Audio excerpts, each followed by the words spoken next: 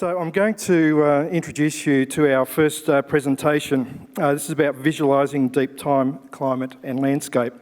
And it's my pleasure to introduce you Peter Morse from Peter Morse Studio. A little bit about Peter before he comes up on stage here. Peter is a multidisciplinary media artist, filmmaker, scientific computer researcher and heritage visualisation expert who creates innovative and experimental work that explores the intersections of art, science, culture and heritage. With a deep interest in computational imaging, human-computer interaction, scientific visualisation and inference, Peter's work is characterised by a scientific approach that combines cutting-edge technologies with aesthetic principles. He has a PhD in computational geophysics and data visualisation, and another in semiotics and cultural heritage. You're all heading for Google right now, I'm sure, as I mentioned that particular word. No, you're better informed than me, I'm sure. But anyway, that's reflecting his diverse range of interests in the scientific and artistic domains. So welcome, Peter, to give your presentation. I'll just remind everyone to stay glued and look forward to your questions as Peter concludes his presentation in about 20 minutes. Thanks very much, Peter. Good, okay. And is this the clicker? Next slide. Okay, I think I can figure out the technology. Something like that. So, I'd like to acknowledge the traditional owners, of course, and I need to thank the City of Albany for supporting me in this project for Albany 2026. It's a sort of barking mad, ambitious project to visualise the Great Southern region in the context of deep time. And it's a collaboration between myself, a good friend of mine, Glenn Rogers, and a colleague of his, Steve Richter, and AI tools. I don't know if one should characterize it as, collaborating with AI, whatever, so one wouldn't want to personify it too much. So in this presentation, I've got a confession to make about the presentation, as I was running out of time to get it all together, to submit it. So I started working with AI, and this whole presentation is created by Manus AI, which is an advanced AI agent. So I gave it basically all the details about the project that I'm working on, which is basically a data repository of files and images and ideas and so on.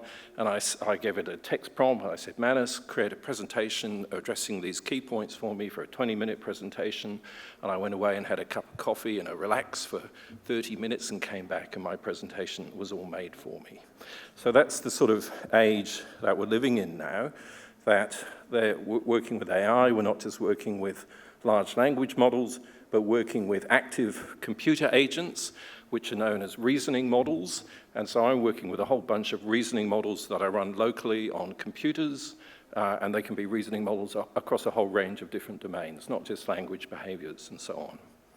So what I'm going to cover is, now that I've got that preface out of the way, what's Numen about, the idea of the big history approach, my particular interest in deep time visualization, and then an attempt to connect it with indigenous knowledge from specifically the 6 Menang-Noongar seasons from the Great Southern region. Obviously, art-science integration, this notion of collaborating with both online and local AI services, because they operate as significant amplifiers for the work that I can produce over a period of time. And I'm interested in looking at data resources so I can bring in a diversity of multicultural voices, because obviously over a period of history in Albany, there's been a significant diversity of multicultural voices, both historically and in terms of contemporary change in the demographics of the region. And then I'm also very interested in climate narratives, and the idea of looking at something through a sort of deep time lens is a way of looking at how climates have changed over very long periods of time, and also in shorter periods of time with a view to the recent future, or the near future. And then I'll cover things like how I can construct this as a sort of immersive experience and so on. So, click, next one. There we go, good, okay. So what is it? The initial idea is to present a sort of multimedia immersive song cycle. And the purpose of doing a song cycle is that it gives it a kind of emotive kind of element to it. There's something engaging for audiences. But it's a song cycle exploring climate and weather patterns of the Great Southern Region. So of course working with Glenn, I can create anxiety in Glenn by saying we need to write a song about the history of climate change in a given region. How does one do something like that? It's a kind of interesting intellectual challenge, but he's up for it. Numen refers to the idea of the spirit of place. It's got a kind of Latin root or whatever going back thousands of years, and as I said, it's this collaboration and so on. And what I'm looking at is I've got a background working extensively with immersive, high-resolution, multi-projection systems. I've worked at universities all around Australia and overseas and so on, working in very high-end sort of VR immersive visualization centers. And I'm interested in how one can use these facilities for developing cutting-edge visual storytelling in conjunction with musical performance and so on. So you get this very immersive sort of sensory experience, and it's, I think, much more engaging in a sense than VR experiences, because with VR you put the box on your head and you're isolated from other people, whereas if you have an immersive installation system, it's a much more shared sort of communal experience. And you can do it stereoscopically as well. There are all sorts of possibilities. So the big history approach views human history as part of a larger narrative, beginning really with the Big Bang, the origin of the universe. I'm not going quite back that far, just a few billion years ago, as opposed to 13 billion years ago.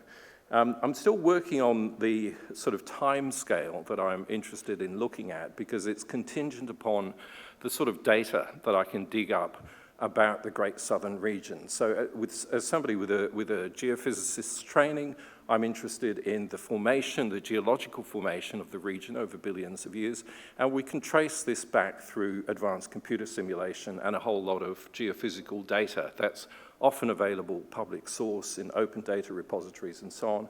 So it's a question of how one can address that data and visualize it, which involves, as you can imagine, quite a few technical processes. What was interesting to me, looking into this sort of stuff, and it's something that I don't think is very well known, is that if you visit somewhere like the Stirling Ranges, or I believe called Kenneruff, down in the Great Southern, just outside of Albany, there was a publication that came out a number of years ago, which, and this is an arguable, debatable sort of scientific publication, there's a debate that's still going on, that there were traces of early life formation discovered in fossils at the top of the Stirling Ranges, because the top of the Stirling Ranges used to be the bottom of an ancient sea as part of the supercontinent Numen, about 1.6 billion years ago, or on the region there, on the perimeter thereof. And so there's an interesting story, sort of origin of life story, stemming from the Stirling Ranges, which is a kind of pretty amazing sort of thing. I'm very interested in that. So we're going to explore things like the separation of East Antarctica and the formation of what's known as the Albany-Fraser origin, which is basically a strip of rocks and landscape and geology along the southern region that borders upon the very massive part of Western Australia, which is the Yilgarn Craton.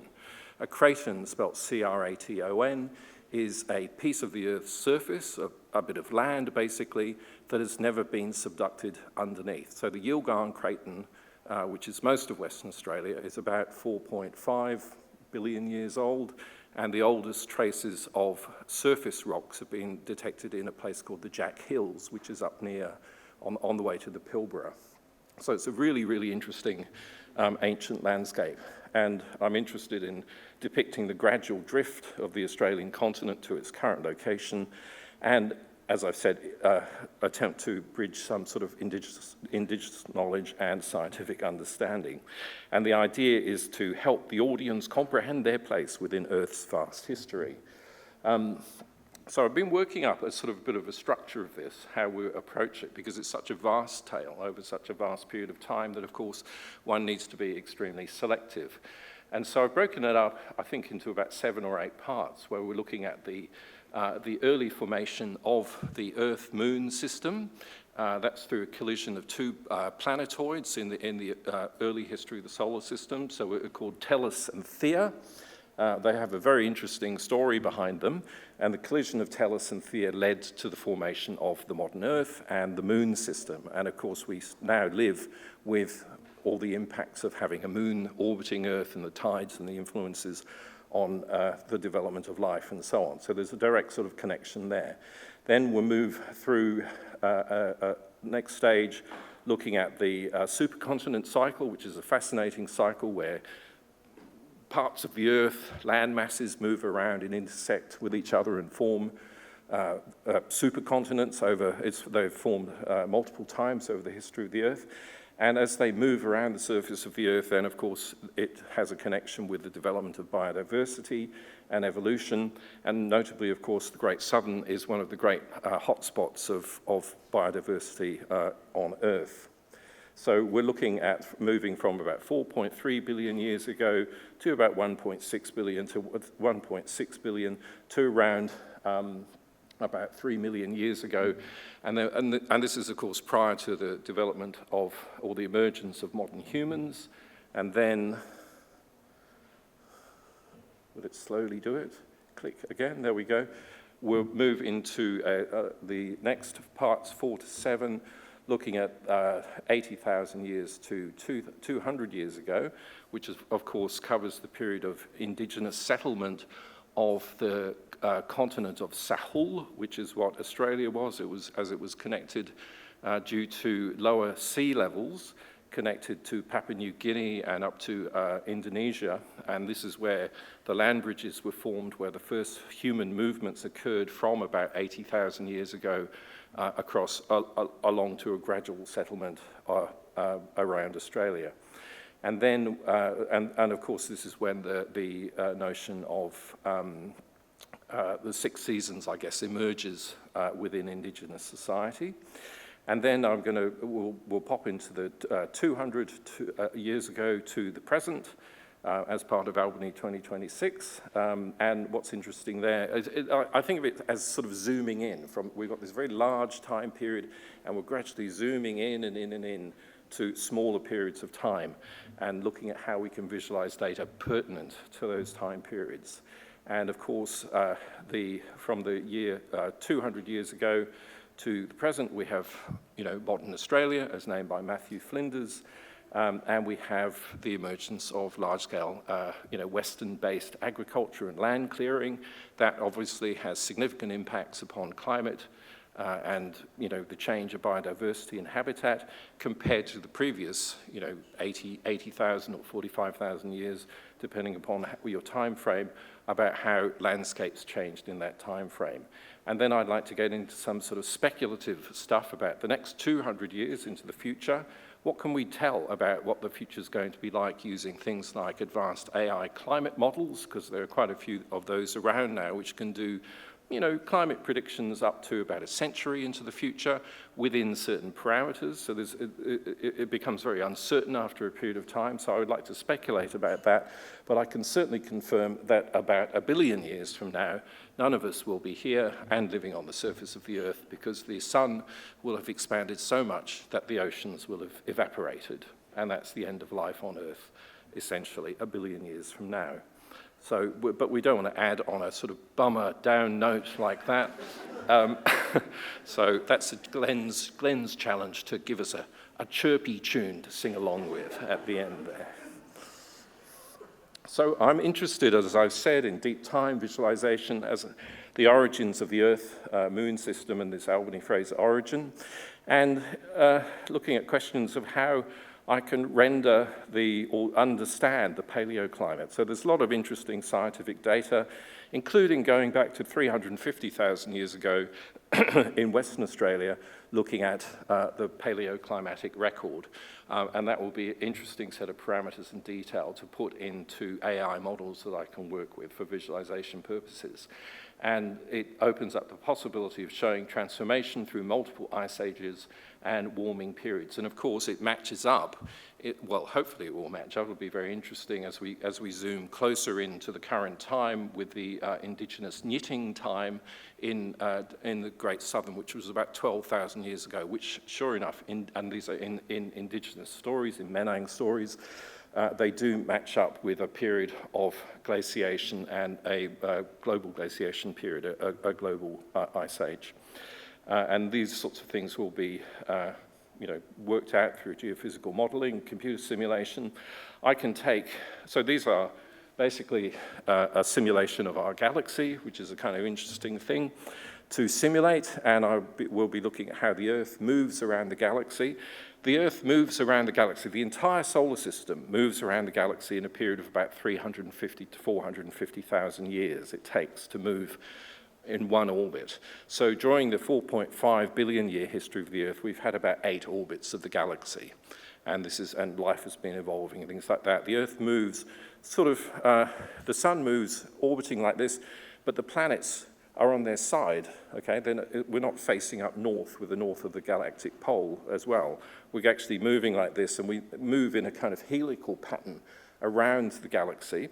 And our galaxy is a barred galaxy with about 4 large-scale galactic arms, and the arms rotate more slowly than we orbit. So that means that the Earth moves through voids between the arms and in dense parts of the arms over that course of billions of years, of millions, hundreds of millions of years as it orbits the Earth. And so that has a direct kind of galactic impact upon the formation of Earth structures and climate over the duration of Earth's history. Now, who knew that? Kind of pretty crazy bit of information, and exciting to sort of visualize that kind of stuff. I'm also interested in sort of estranging viewers from the dead hand of the Mercatorian view of the world, where north is up and south is down. Antarctica is a little thin white strip across the bottom of the Earth. And I was very pleased to come across this projection, the Peirce quincunxial projection of the Earth, which is a kind of complex projection using complex numbers. And it enables one to visualize the entire Earth in a sort of infinitely repeatable tiling fashion, which is kind of really useful for showing the entire Earth and movements and flows of connectivity between Earth systems through the ocean and the atmosphere.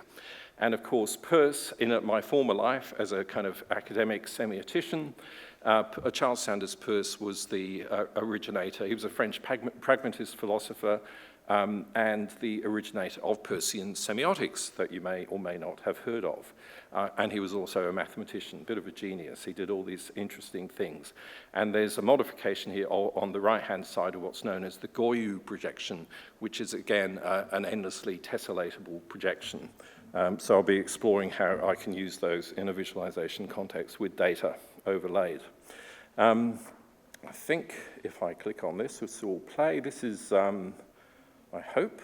Let's have a look. Do movies play on this thing?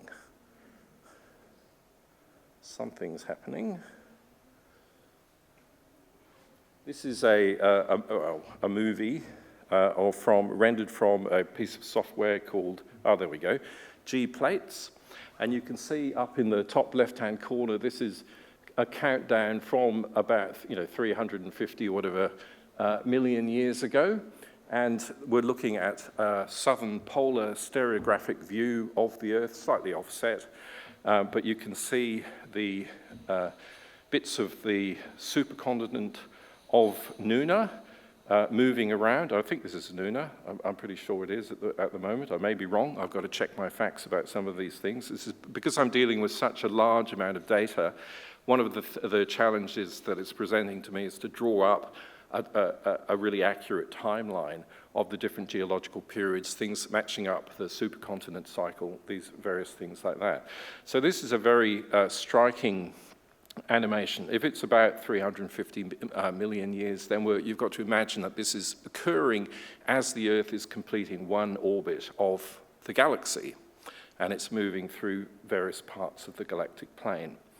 And you can see various ridging events occurring, ocean ridging events, and these ocean ridging events and the movements of the continents, the source of continental drift is driven by what are known as mantle plumes, which are really large, massive scale flows of rock from deep within the Earth's mantle up towards the surface of the Earth. And they basically set up the conveyor belt system of continental drift, and they drive the movement of the continents around the surface of the Earth. So over the course of hundreds of millions of years, the Earth has looked utterly alien to how we see it now. And I think that sort of estrangement from the familiar Earth that we're all used to enables one to see it in new and interesting ways. And we can see Australia slowly moving northwards and the positioning of Antarctica, etc., and all this new seafloor is being created.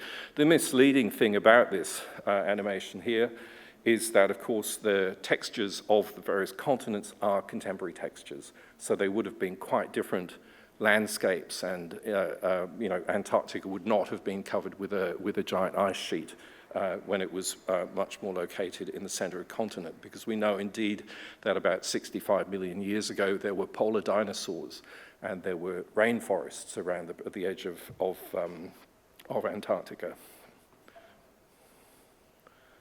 So another click, right, here we go. Another thing I'll be working with, or I have worked with for many years, is Unreal Engine.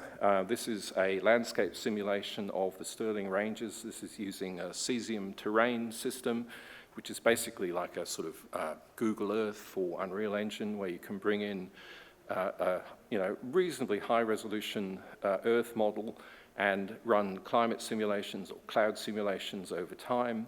And I can set this model of the Earth back to any time period that I desire, though of course I'm kind of stuck with the current landscape. But this is what the Stirling Ranges looks like. And one can arbitrarily fly around and create movies at different points of view.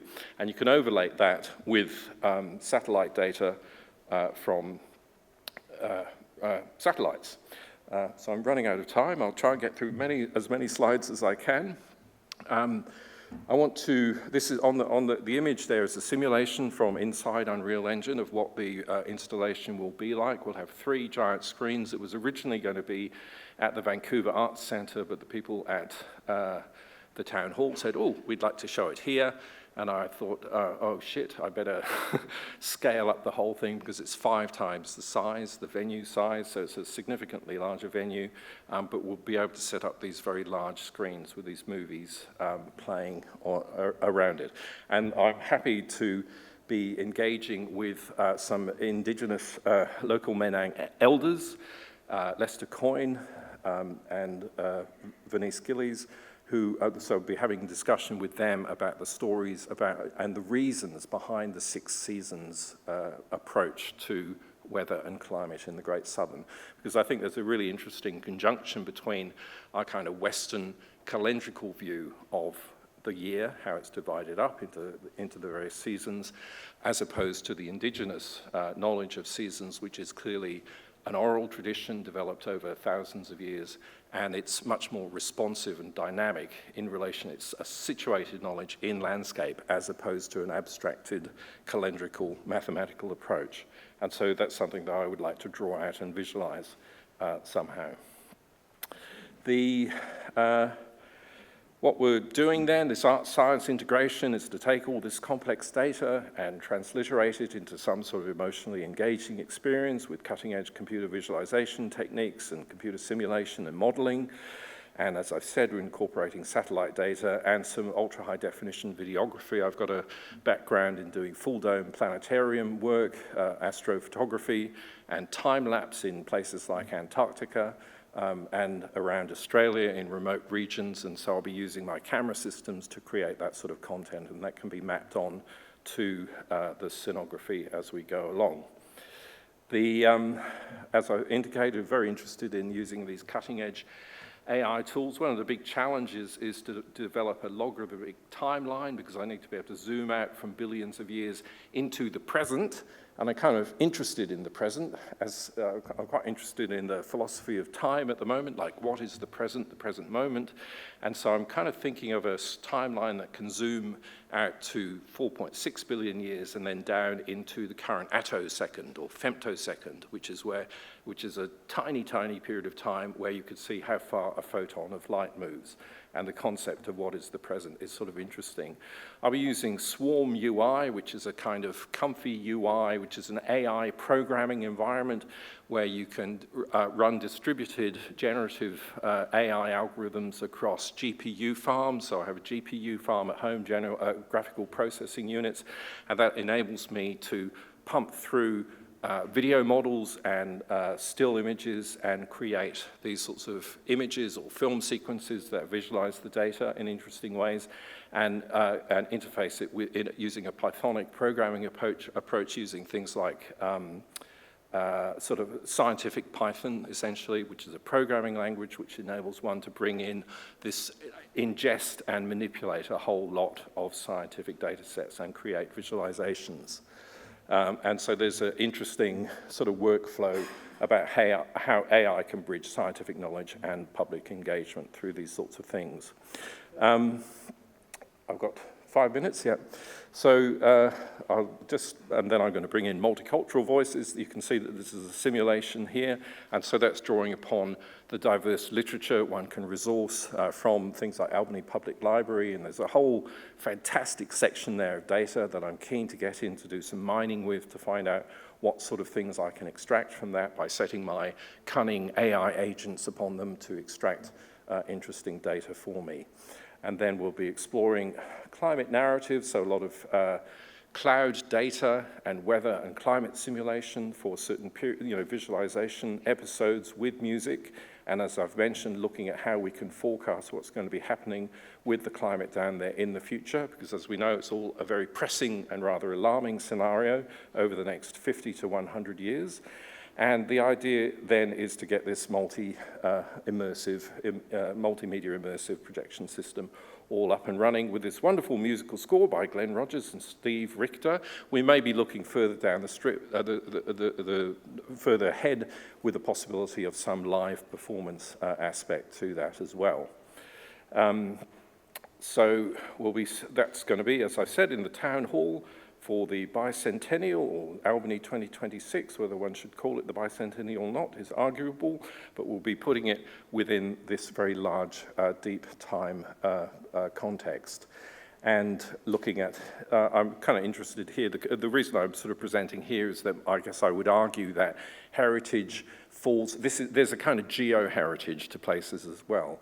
And understanding the history of landscapes and the possibility of visualizing them and looking at human activity within larger scale sort of deep time stories is a very compelling and interesting heritage story to tell. So in my conclusion then, we're bridging past, present and future through this immersive storytelling. Hopefully a groundbreaking fusion of art, science and cultural heritage. We're covering this vast timescale, as I've indicated. I want to bridge this relationship between indigenous situated knowledge and scientific understanding through the scientific literature, draw out the deep history of the Great Southern region and embrace these cutting-edge viz technologies. And hopefully that we'll be able to engage audiences to experience the environment in new ways. And so I'll wrap up there, and I hope you can get down to Albany. I'll probably give another presentation on this next year when it's a bit more advanced, and I have some more sophisticated renders to show to demonstrate that this is all doable. So thanks for your attention.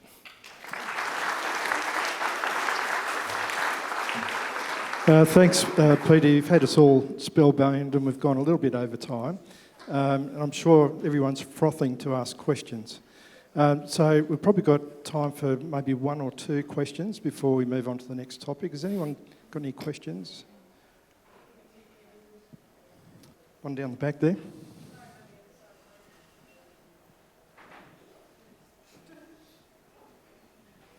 This sounds really exciting, and I can think of other people in my circle who would be really interested in seeing this.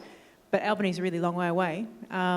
Is there going to be any opportunity for people to view this online, or might it be brought to Perth or other regional areas as well so lots of people can see it? Yeah, I'm interested in that. I always believe in developing work that can cover both the small screen and the big screen. So this will be rendered specifically for the in situ installation in Albany in 2026, but it can be re-rendered for planetarium view, so it could be shown at the planetarium here, or stereoscopically for VR presentation as well. So I'll be exploring those avenues further down the track. Yeah. All right, thanks very much, Peter, and we'll leave it there. So please show your appreciation to Peter for his presentation. Thank you.